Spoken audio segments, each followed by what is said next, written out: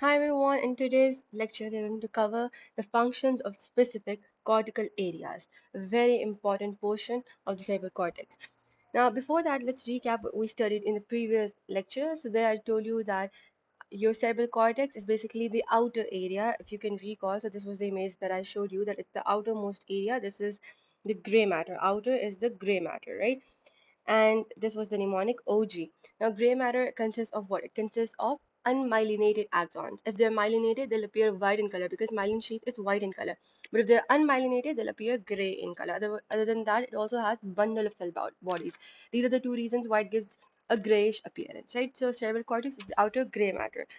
Now, cerebral cortex, its surface area is a lot because of all these convolutions that you can see in the middle, and this is the thickness, total area, and it contains around 80 billion neurons. The three main type of neurons that it contains are granular neurons, also known as stellate, then pyramidal, and then fusiform. Granular, I told you they were interneurons and they're involved in intracortical processing. So they remain within the sensory as well as association areas. On the other hand, I told you about excitatory neurotransmitter glutamate and inhibitory neurotransmitter GABA, right? Then I told you about pyramidal neurons. These are largest and most numerous in number, and fusiform. What about them? Both of these, they are responsible for long distance connections, right? Because they take the output signals to spinal cord and subcortical structures. Then I told you about the six functional layers. So the surface of brain, it will have this molecular layer. Then you'll have external granular layer. Then you'll have external pyramidal layer. Then you'll have internal granular layer. Then you'll have internal pyramidal layer. Then you'll have the polymorphic or fusiform layer, right? Polymorphic or fusiform layer. And this is molecular layer, right?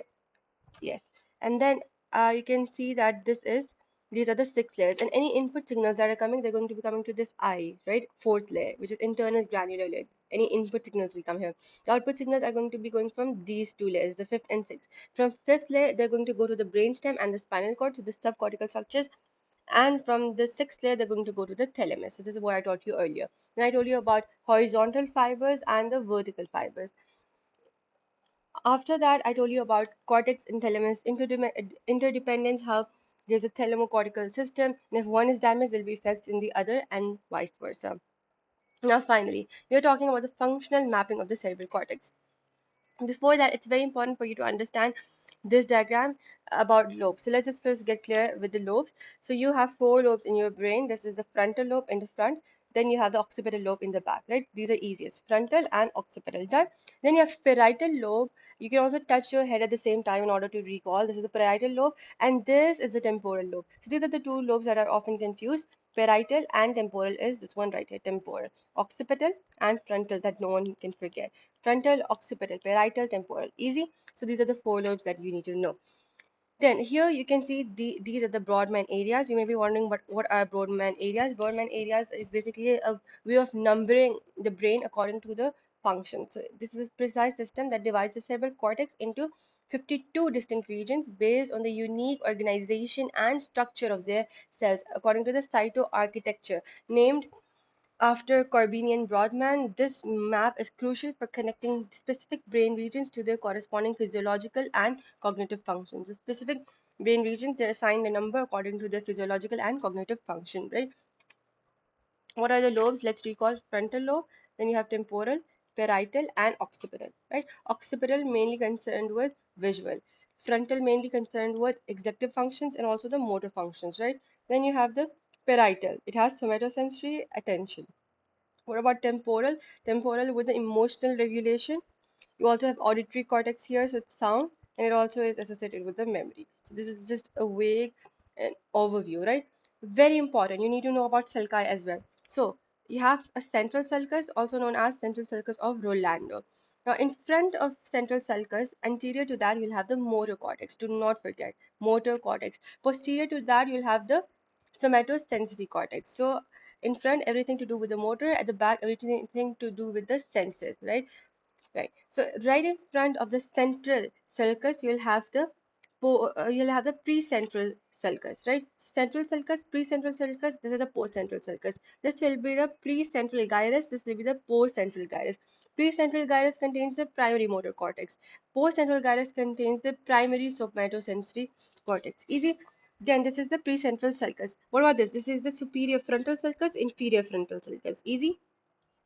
Here will be your intraparietal sulcus because there's only one sulcus. So intraparietal sulcus, right? And this is the superior frontal gyrus, middle frontal gyrus, inferior frontal gyrus. This will be the superior parietal lobule, inferior parietal lobule. This is the reason why I told you about the lobes already. So this is your frontal lobe, this is your parietal lobe, right? This is this is central sulcus. Then this is the postcentral sulcus. This is the precentral sulcus. Then this is the intraparietal sulcus. This is the superior frontal sulcus, inferior frontal sulcus. This is the precentral gyrus, superior frontal gyrus, middle frontal gyrus, inferior frontal gyrus, postcentral gyrus. This is your superior parietal lobule, inferior parietal lobule. We call them lobule. Easy. Then what about this? This is the lateral sulcus of Sylvius. Lateral sulcus of Sylvius. This has rami. So you have an ascending ramus, you have you have interior ramus, you have a posterior ramus, and you have an ascending. So interior ramus, posterior ramus, and ascending ramus. Easy. This is what? This is your lateral sulcus of Sylvius. These are the rami, interior, then ascending, and then posterior. Then this is temporal lobe. Temporal lobe will have a superior temporal sulcus and an inferior temporal sulcus. We'll have some superior temporal gyrus, middle temporal gyrus, inferior temporal gyrus. This is also easy. This is also easy. A bit of confusion can arise here, but now you know this is intraparietal sulcus and this is superior parietal lobule, inferior parietal lobule. Here you'll have parieto-occipital sulcus, you'll have calcarine sulcus. Then in this diagram, you can see if you just put everything aside here, you can see this is what central sulcus, you can see, and insula of, this is basically insula, island of Rhea, right? This is area of cortex which lies deep to the lateral sulcus. So if you open this deep sulcus, so you're going to find the insula, right? And it is responsible for all of these things that we'll study later. Here also, the most important thing, okay, these are kind of difficult, so I'm not going to go over these for now, but here you need to know this is your parieto-occipital sulcus. This is your calcarine sulcus. So parieto-occipital and calcarine. I've already showed you here parieto-occipital and calcarine. Right? So parieto-occipital sulcus and calcarine sulcus. And here is the precuneus triangular region, precuneus, and this is the cuneus. So cuneus is basically in between the parieto-occipital and calcarine, and in front of that will be precuneus. So precuneus, parieto-occipital sulcus, cuneus, calcarine sulcus. What about this? Very important. This entire thing right here is corpus callosum, right? This is corpus callosum. It will have its genu, body, rostrum, right? And then here, what is this?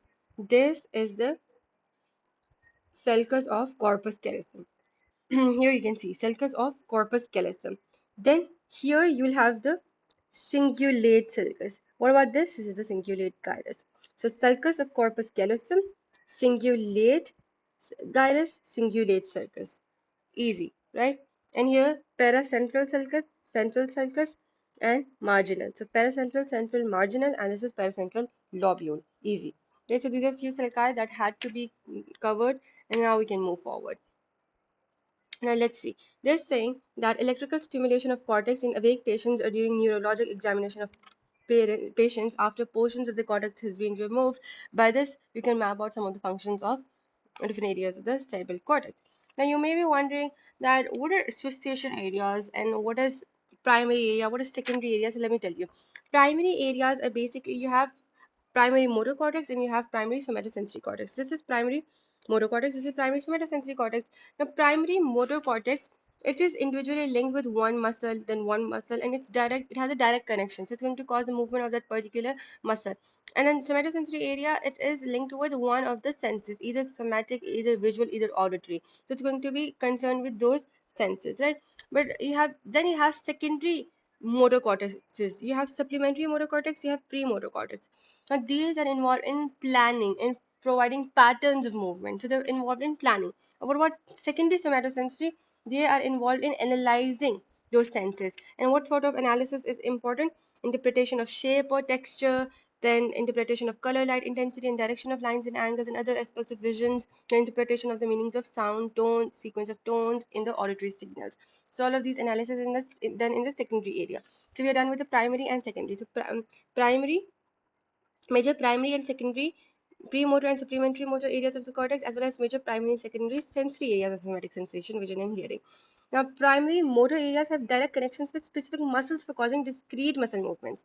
The primary sensory areas detect specific sensations, visual, auditory, and somatic, transmitted to the brain from peripheral sensory organs. These are primary. What are secondary areas? They make sense out of the signals in the primary areas. So they're basically making sense out of the signals. For example, in the secondary motor areas, they're going to provide the patterns of motor activity, and in the secondary sensory areas, they're going to analyze the senses, and these are the types of analysis they're going to do. What are association areas? Now we already clearly divided into distinct categories of motor and sensory, but any of the functions which cannot fit, or any of the areas of cortex that cannot fit into these two discrete rigid categories of sensory or motor, they are grouped in under association areas.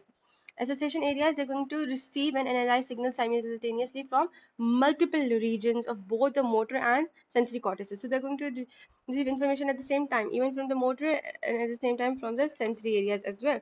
So from both motor and sensory, they're going to receive the information. So they're association areas because they are associating both the signals from motor as well as sensory. Right now, you have three major association areas that you need to know by heart: parieto-occipito-temporal association area, prefrontal association area, and limbic association area. Easy. Prefrontal association area, one of the lobes is frontal lobe, right? So prefrontal association area, easy. Then parieto-occipital. So you have parietal, you have occipital, and you have temporal. So parieto-occipito-temporal association area. So all the lobes come in this area. Then you have the limbic association area. So three association areas, easy. Now moving forward, when you talk about parieto-occipito-temporal association area, for that, it's important to understand that it is responsible for four very important functions. One is for the spatial coordinates of body and surrounding. The other is for the language and language comprehension. Vernix area, very important. So one, two. The third is naming of objects, and the fourth is the visual processing of words, angular gyrus. So these are the four functions of parieto-occipito-temporal association area. So whenever they call or parieto-occipito-temporal association area, it should be on your fingertips that these are its four functions, right? Let's cover the remaining lecture in the next video.